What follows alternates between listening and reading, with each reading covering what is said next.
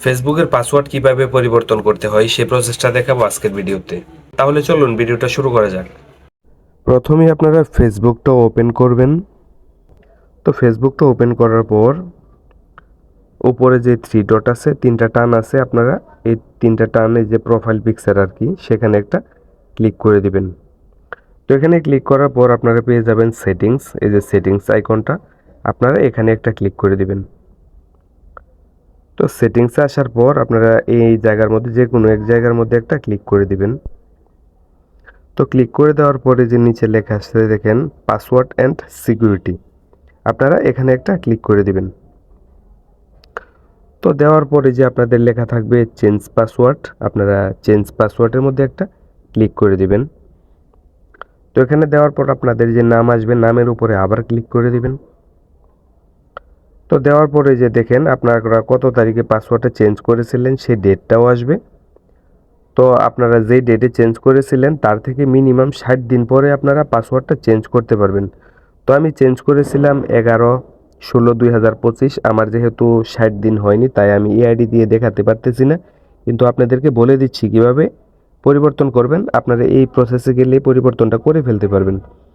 তো আপনারা যেই উপরে যে লাইনটা আছে কারেন্ট পাসওয়ার্ড, এখানে আপনাদের পুরানা পাসওয়ার্ডটা দিয়ে দিবেন। হ্যাঁ, তো এটা দিয়ে দেওয়ার পর এই যে নিউ পাসওয়ার্ড আছে নিচে লেখা দেখেন, এই ঘরটার মধ্যে আপনারা নতুন পাসওয়ার্ড দিবেন এবং সেম পাসওয়ার্ডটাই নতুন পাসওয়ার্ড এই নিচের ঘরটার মধ্যে দিয়ে দিবেন। এই যে এই ঘরটার মধ্যে দেখেন উপরের ঘরটাই নিউ পাসওয়ার্ড, যেটা এটার মধ্যে যেটা দিবেন নিচের ঘরটার মধ্যে সেম একই পাসওয়ার্ড দিবেন।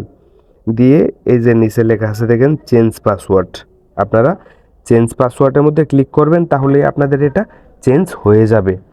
তো আরেকটা বিষয় বলে রাখি আপনাদেরকে, যদি আপনাদের ফোনের মধ্যে বাড়তি সিকিউরিটি দেওয়া থাকে যেটাকে টু স্টেপ ভেরিফিকেশন বলে, যদি আপনাদের টু স্টেপ ভেরিফিকেশন করা থাকে, যদি হোয়াটসঅ্যাপ নাম্বার দিয়ে টু স্টেপ ভেরিফিকেশন করা থাকে বা জিমেল নাম্বার দিয়ে টু স্টেপ ভেরিফিকেশন করা থাকে, যেটা দিয়েই করা থাকুক ওই নাম্বারের মধ্যে একটা কোড যাবে, 6 সংখ্যার বা 8 সংখ্যার একটা কোড যাবে।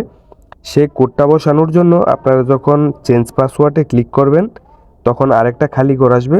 সেই খালি ঘরটার মধ্যে আপনাদের মোবাইলের মধ্যে যে ওটিপিটা যাবে আর কি, ওয়ান টাইম পাসওয়ার্ড, হয়তো হোয়াটসঅ্যাপেও যেতে পারে বা আপনাদের জিমেলের মধ্যেও যেতে পারে। যদি টু স্টেপ ভেরিফিকেশন করা থাকে তাহলে যাবে আর কি, আর না হলে চেঞ্জ পাসওয়ার্ডের মধ্যে ক্লিক করলেই চেঞ্জ হয়ে যাবে।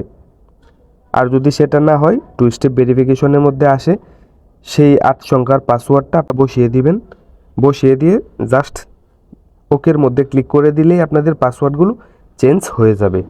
ভিডিওটা যদি একটু উপকার হয়ে থাকে তাহলে একটা লাইক করতে ভুলবেন না।